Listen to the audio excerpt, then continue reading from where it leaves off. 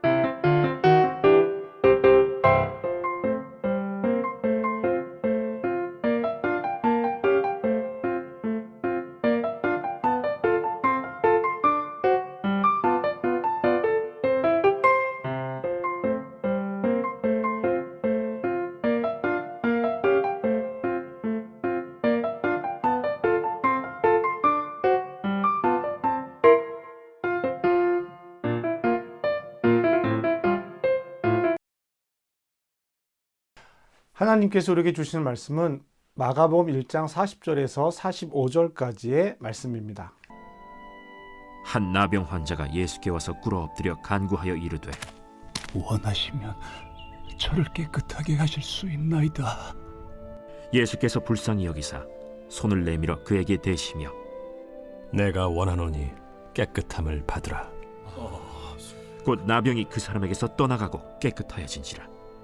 곧 보내시며 엄히 경고하사 삼가 아무에게 아무 말도 하지 말고 가서 내 몸을 제사장에게 보이고 내가 깨끗하게 되었으니 모세가 명한 것을 드려 그들에게 입증하라.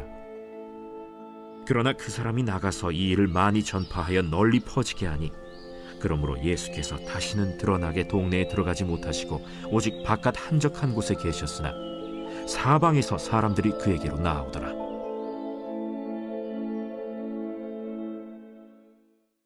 우리에게 주시는 하나님의 말씀입니다. 우리가 하나님의 말씀을 듣습니다.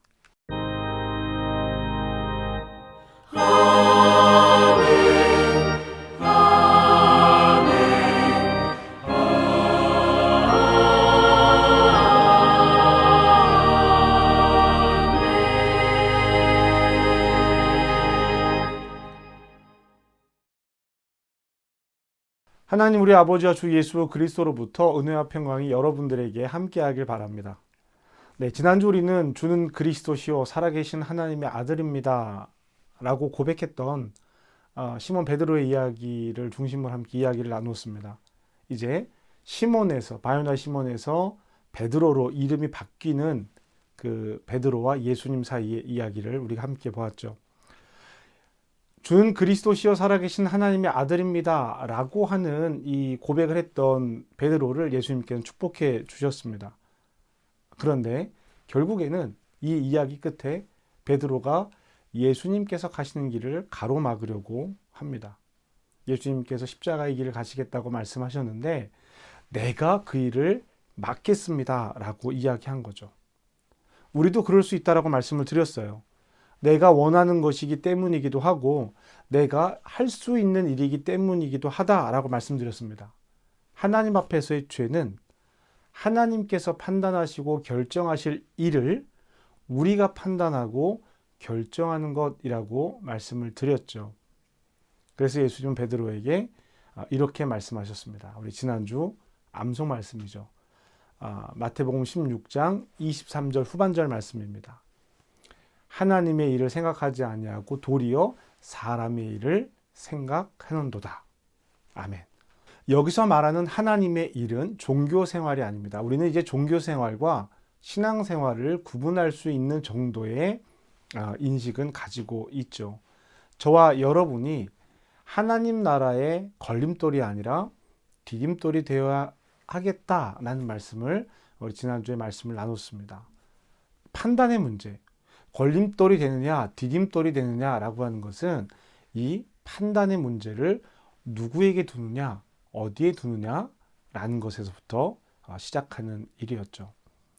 여러분에게 제가 우화를 하나 말씀드리겠습니다. 잘 들어보십시오. 옛날에 도토리 왕국에 오래된 참나무 아래에 만들어진 도토리 왕국에 도토리들이 많이 모여 살고 있었습니다.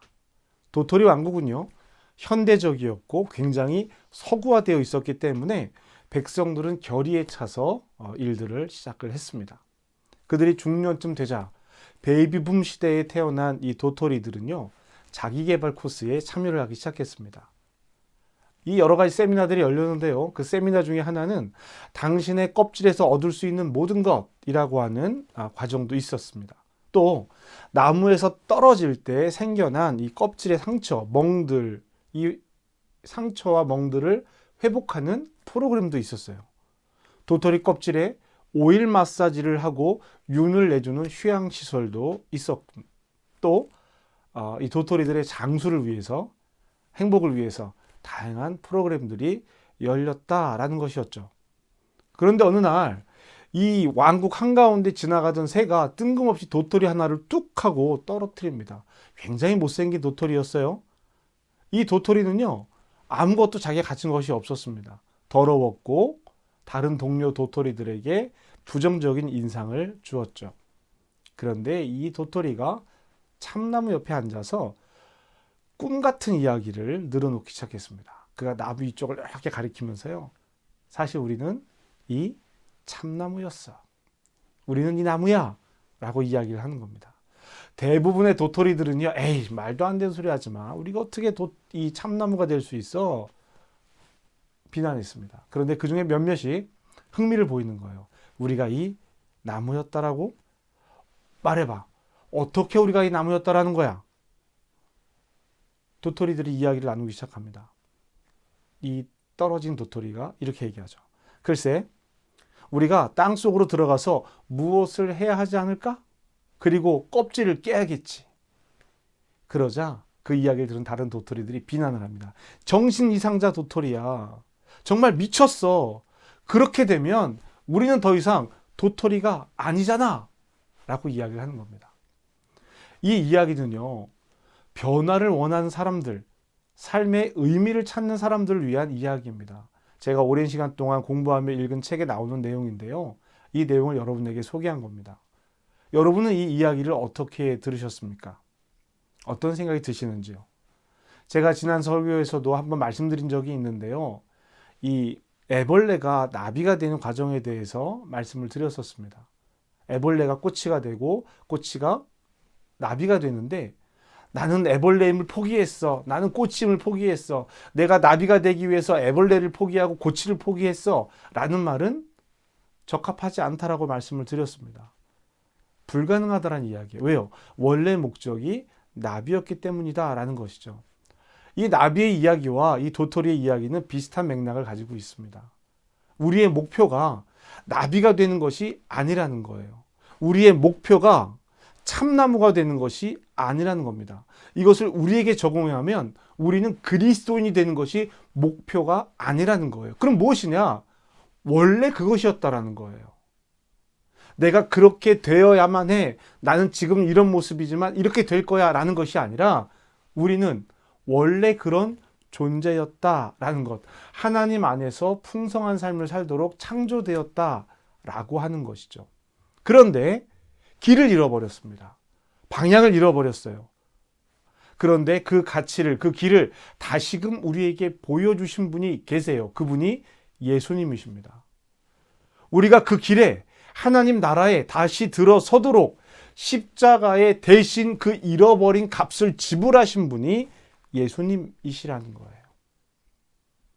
이 이야기를 전제로 두고 오늘 우리 함께 읽은 말씀을 살펴보도록 하겠습니다. 오늘 우리가 읽은 말씀은 나병 환자에 관련된 이야기입니다. 40절 말씀 한번 보실까요? 한 나병 환자가 예수께 와서 꿇어 엎드려 간구하여 이르되 원하시면 저를 깨끗하게 하실 수 있나이다. 아멘. 자, 여러분, 성경에 나병 환자가 나오면 우리는 두 가지를 염두해야 합니다. 첫 번째는요, 이 사람이 아주 큰 죄를 지었겠구나 라는 거예요. 왜냐하면 이제 여러분들 다 아시겠지만 그 당시에 병이라고 하는 것은 죄의 결과라는 거예요. 고칠 수 없는 불치의 병인 나병에 걸렸다라고 하는 것, 요즘 말로는 한센병이라고 이야기를 하죠. 이 나병에 걸렸다라고 하는 것은 그가 씻지 못할 죄, 회복하지 못할 죄를 저질렀다라는 것과 같은 이야기입니다. 그렇기 때문에 불치의 병이고 전염병이기 때문에 두 번째, 이들은 격리하게 됩니다. 나병 환자들은요, 사람이 있는 곳에, 모이는 곳에 올 수가 없었어요. 마을로도 들어올 수 없었습니다. 사람들이 나병 환자를 만나면 불결! 불결! 이렇게 외쳐야 됐어요. 이 사람들은 더러운 사람들입니다. 더러운 사람들입니다. 이렇게 외쳤다는 뜻이에요. 왜냐하면 그래야 이 사람들이 동네로 들어오는 것도 막을 수 있고 접촉하는 것도 막을 수 있는 것이죠. 경계하는 겁니다. 전염병이 퍼지는 것을 경계하는 거예요. 그런데 이것이 이제는 차별과 무시의 의미로 이 사람들을 고통스럽게 했다라는 것이죠. 그런데 오늘 말씀에서 본 것처럼 예수님과 만나는 나병 환자들은요, 성경에서 예수님을 만난 나병 환자들의 특징이 있는데 그 특징은 첫 번째는 간절함입니다. 이들은 간절함을 가지고 있어요. 간절함을 가지고 예수께로 옵니다. 예수님께로 오는 것이 당연하다라고 여겨질 수도 있지만 이들은 돌 맞아 죽을 각오를 하고 오는 거예요. 예수님 앞으로 자기의 모습을 드러낸다라는 것 자체가 위험입니다. 단순히 조금 위험한 것이 아니라 생명을 잃어버릴 수 있다는 거예요. 그러니 얼마나 간절했겠습니까? 나와도 그만, 안 나와도 그만, 이런 마음이 아니라는 거예요. 이게 마지막 순간이라고 하는 간절함이 있는 것이죠. 이 간절함을 가지고 예수님께로 옵니다. 이것이 두 번째 특성이에요. 나아온다라는 거예요. 이들은 이 간절함을 해결할 수 있는 방법이 예수님에게만 있다라고 여기고 있습니다. 이 나병 환자들이 원하는 것이 무엇일까요? 깨끗해지기를 원하는 겁니다. 그래서 꿇어 엎드려 간구하는 내용이 깨끗해지는 것인데 내가 원하는 것을 분명하게 이야기하지만 예수님께서 원하시면이라고 말하고 있습니다. 깨끗하게 하는 주체, 그 원하는 주체도 예수님이시라는 거예요. 예수님께 자기의 의지를 다 맡깁니다. 간절히 원하지 않는 것이 아니에요. 정말 그 누구보다 간절히 원하고 있죠. 그런데 이것을 예수님에게 맡긴다는 겁니다. 말씀드린 것처럼 이 사람들은 간절합니다. 그럼에도 이 간절함의 모든 것을 예수님에게 맡기는 것이죠. 나병 환자가 원하는 것 뭐라고 말씀드렸죠?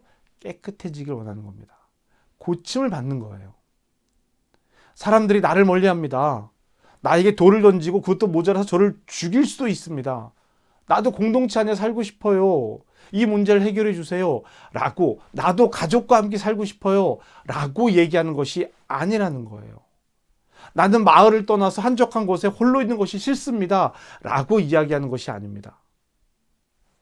나병 환자가 원하는 것은요, 지금 이 상황을 해결해 달라는 게 아니에요. 그러니까 나도 공동체 안으로 오고 싶고 나도 사람들과 함께 살아가고 싶다라고 말하는 것이 아닙니다. 지금 상황이 나아지기를 바라는 것이 아니에요. 이 사람이 원하는 것은 깨끗해지는 것입니다. 그렇게 되면 자신이 바라고 있는 나머지 모든 것들도 다 이루어질 수 있겠죠. 깨끗해진단 말이죠.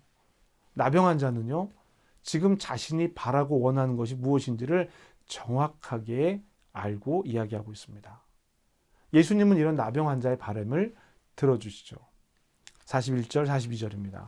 예수께서 불쌍히 여기사 손을 내밀어 그에게 대시며 이르시되 내가 원하노니 깨끗함을 받으라 하시니 곧 나병이 그 사람에게서 떠나가고 깨끗하여 진지라. 아멘.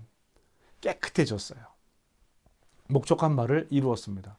그런데 예수님께서 이 사람에게 한 가지 주의사항을 줍니다. 사람들에게 말하지 말라는 거예요. 그리고 모세의 율법을 따라서 제사장에게 가서 자기 몸을 보이라고 말합니다. 자, 여러분, 나병이 나았어요. 슬그머니 자기 자리로 돌아가고 싶은 욕구가 있을 수도 있습니다.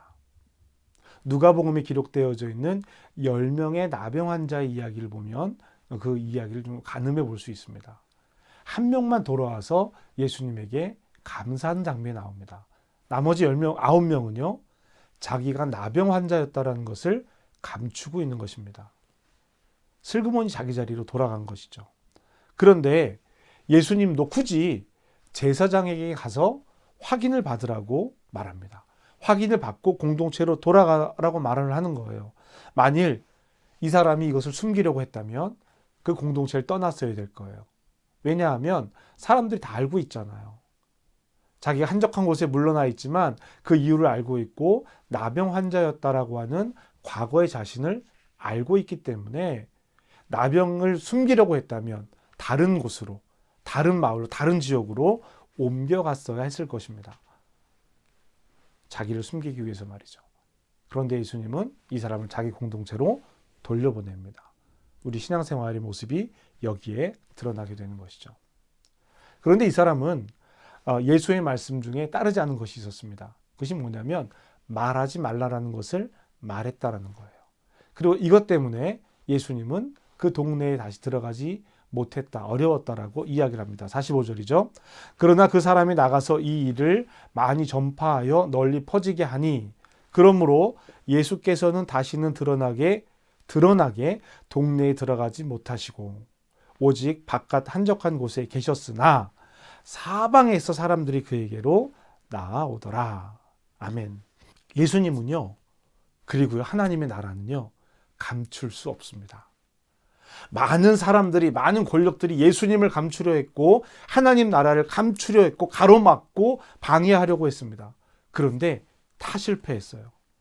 그것은 지금도 마찬가지입니다. 그렇기 때문에 오늘 우리에게까지 복음이 전해진 거죠. 예수님과 하나님 나라를 우리가 알고 받아들일 수 있게 된 것입니다. 이것은 어떤 방식이 아니었기 때문입니다.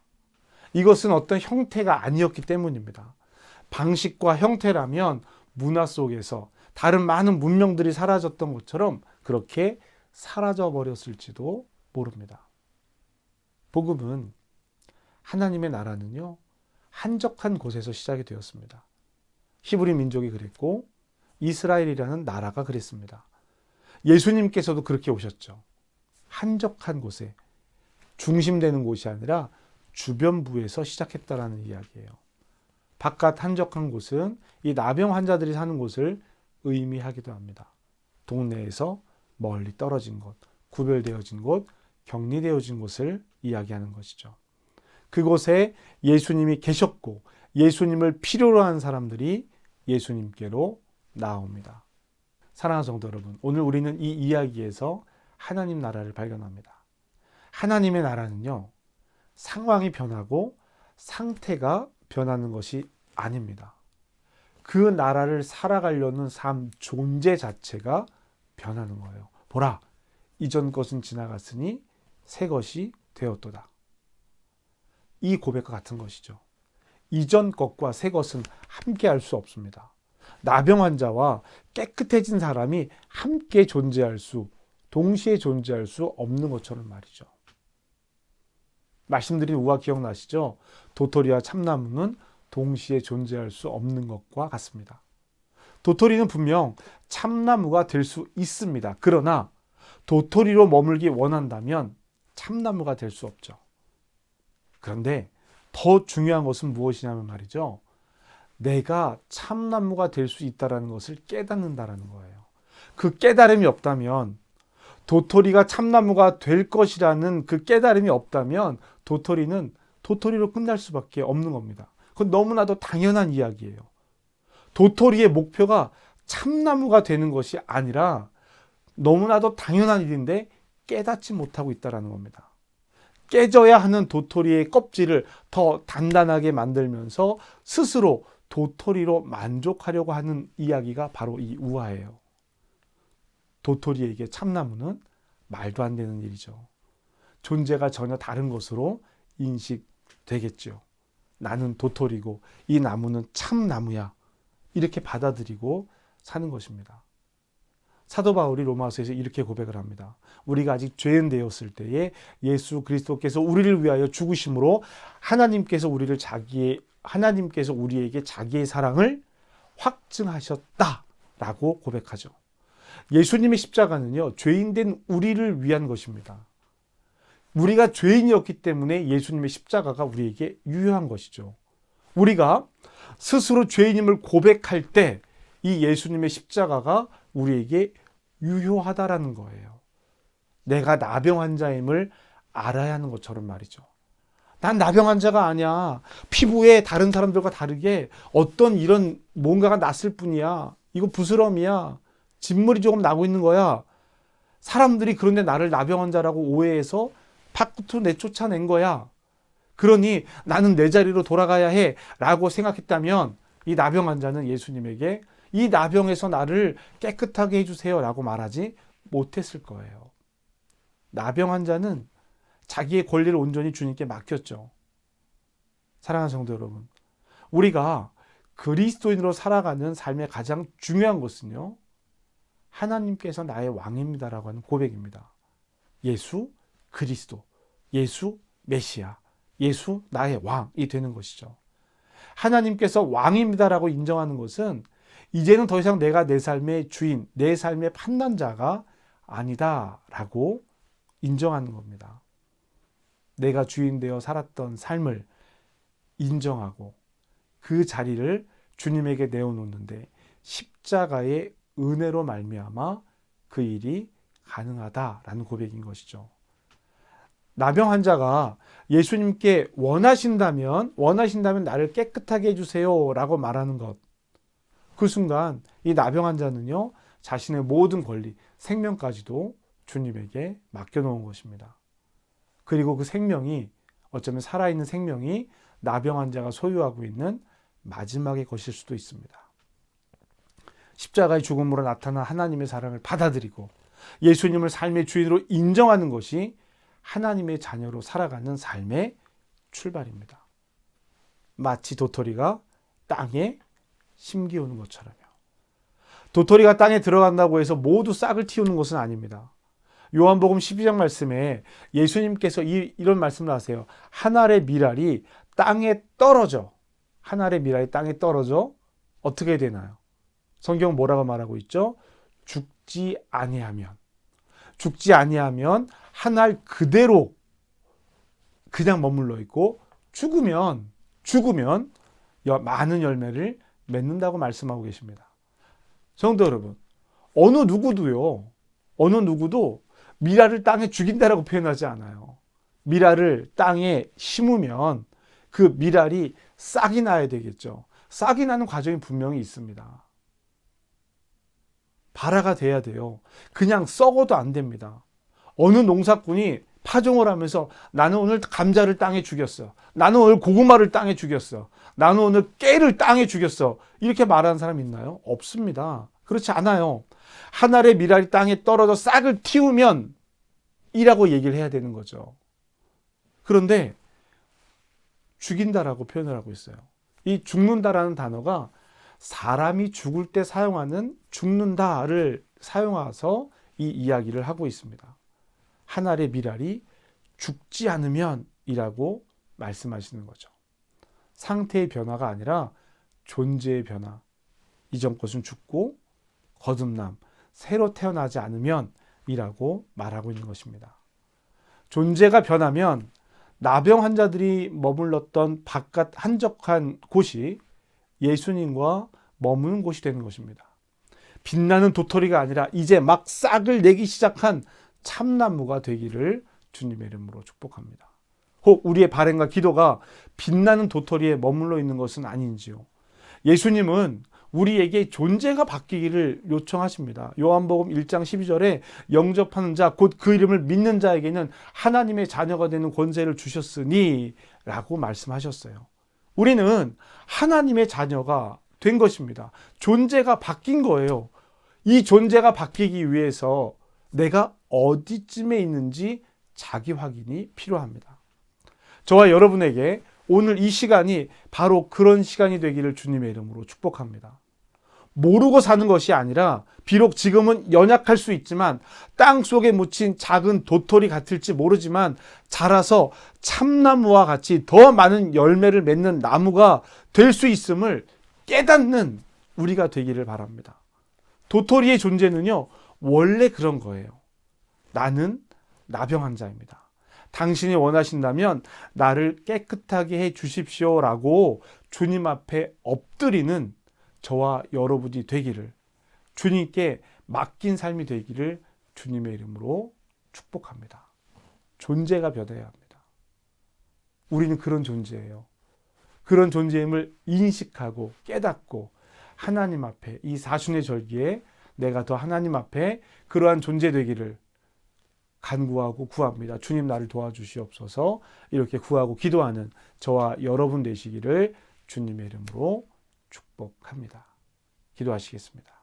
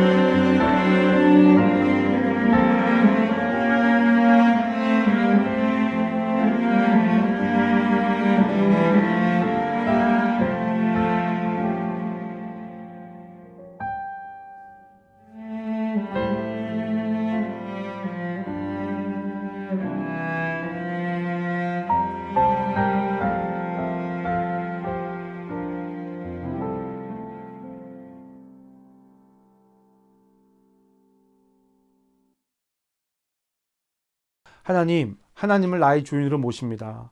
내가 주인 되었던 삶에 하나님을 주인으로 모시고 내가 주인 되려던 죄를 주님께 고백합니다. 그리스도의 십자가 보혈로 구원받았고 그 구원으로 말미암아 하나님의 자녀가 되었음을 고백합니다. 그러나 주님, 그럼에도 여전히 이전 것을 구하고 찾는 이중적인 면이 아직 남아 있습니다. 나의 존재가 이전 것과 새로움이 함께 할 수 없음을 알고 있으면서도 죽지 못한 자아가 남아 있습니다. 예수님 앞에 꿇어 엎드려 원하시면 저를 깨끗하게 할 수 있습니다 라는 간구가 오늘 우리의 고백이 되기를 기도합니다. 존재가 변하는 삶이기를 간구합니다. 주님, 우리를 도와주시옵소서. 하나님 나라의 축복을 누리며 살게 하시옵소서. 예수님의 이름으로 기도합니다. 아멘.